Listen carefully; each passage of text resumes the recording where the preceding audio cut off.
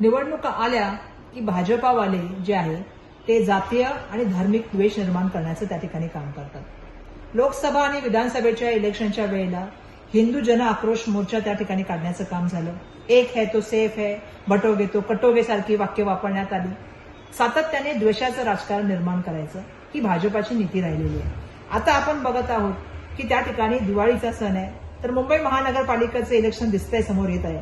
म्हणून त्यावेळेला दिवाळीचा जो सण आहे, जो आनंदाने सगळेजण एकत्र मिळून साजरा करतात, आपण त्या ठिकाणी कुठल्याही तऱ्हेचा धार्मिक वाद न करता एकत्रपणे आनंद महोत्सव साजरा करतो. त्या दिवाळीच्या सणाचा फराळ वाटताना सुद्धा त्या ठिकाणी आहे तो जातीय आणि सामाजिक आणि त्या ठिकाणी धार्मिक द्वेष करण्याचं जे आहे ते काम सातत्याने सुरू आहे. महत्वाची गोष्ट मला या ठिकाणी बोलायचं आहे, बस झालं आता आपल्या सगळ्यांचं हे सातत्याने धार्मिक, भाषिक आणि त्या ठिकाणी सामाजिक वाद निर्माण करायचे आणि समाजामध्ये द्वेषाचं तेढ निर्माण करायचं हे बंद झालं पाहिजे. मुंबईकरांच्या मूळ मुद्द्यावर आपण या ठिकाणी बोललं गेलं पाहिजे. आज मुंबई ही देशाची आर्थिक राजधानी, जागतिक लेवलचं शहर.